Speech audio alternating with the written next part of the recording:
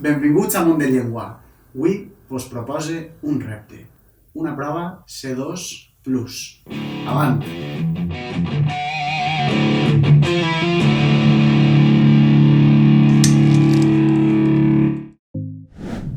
Molt bé, doncs així estem de nou davant d'una prova de C2, model de llengua.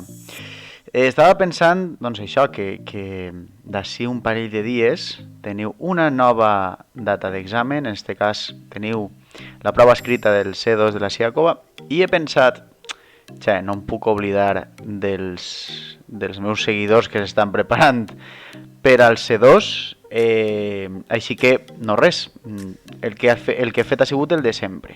Mireu, este és el model que ara doncs, comentaré una miqueta, però realment on podeu trobar tot això ja sabeu que és en la carpeta de Google Drive, que torne a posar de nou en la descripció del vídeo. Per tant, aneu a la descripció del vídeo, entreu a la carpeta del Google Drive de tots els materials i aneu a la carpeta C2 i trobareu un nou apartat, el nom del qual és Model C2+, món de llengua. En realitat, tot això de C2+, ho he fet una miqueta doncs, per la broma. Bàsicament és un C2, no sé si és nivell alt o no, tampoc conec els vostres nivells, el que sí que vos puc dir és que, al meu parer, és un C2, jo crec que ben ancorat, està ben ancorat al nivell, i passe a comentar-vos-el, perquè he fet un mix d'activitats del model de Junta, del model Siakova, etc. Per tant, mireu, la primera activitat, de fet, com que no havíem fet cap exercici d'aquest tipus, doncs vos he posat una comprensió lectora, que feia temps que no crec que no les hem tractades en el canal. En este cas, una comprensió lectora un poc mixta, perquè teniu tres preguntes que són d'ABCD, d'opció múltiple, i després teniu una xicoteta expressió escrita, podríem dir, no és un exercici de mediació, però sí de saber incorporar la informació llegida a una tipologia textual concreta. En aquest cas, doncs, vos demano un comentari crític a mode de ressenya breu en línia que t'han encomanat per a publicar que t'han publicat per a publicar una entrada al web parlemdellengua.com. D'acord? Res, són 120 paraules, però recordeu que, doncs, per exemple, l'Escola Oficial d'Idiomes vos demanen a voltes un comentari crític sobre alguna qüestió. Doncs això és el que he intentat fer en l'activitat 4 de la comprensió lectora. Les activitats que venen després d'esta doncs ja les coneixeu sobradament.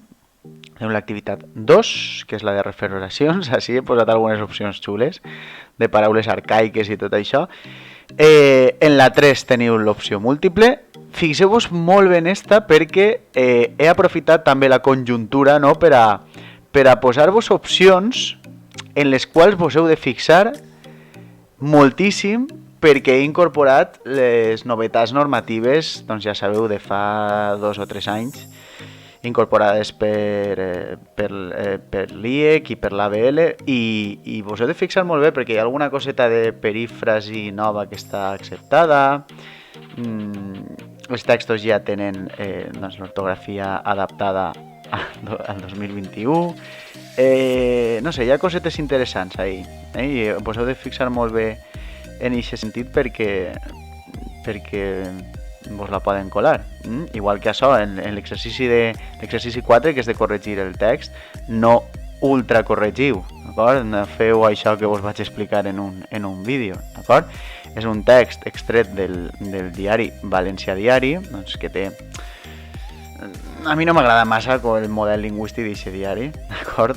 Però... o sigui, té moltes faltes i tal, però sí que es poden extraure coses xules, perquè com que té un model particularista, que és correcte, doncs si feu un exercici de correcció tenint com a base alguns texts d'estos, pot donar lloc a corregir més del que cal, però corregiu només el que és necessari, I res, activitat 6, el mateix, opció múltiple, però en aquest cas de lèxic, Teniu un parell d'expressions escrites per si voleu practicar l'expressió escrita, en aquest cas un article d'opinió i una carta formal de temes d'actualitat. No vos he posat cap infografia, per tant jo crec que no són massa difícils i ja està. No sé si és plus o no, jo crec que és un C2 normal.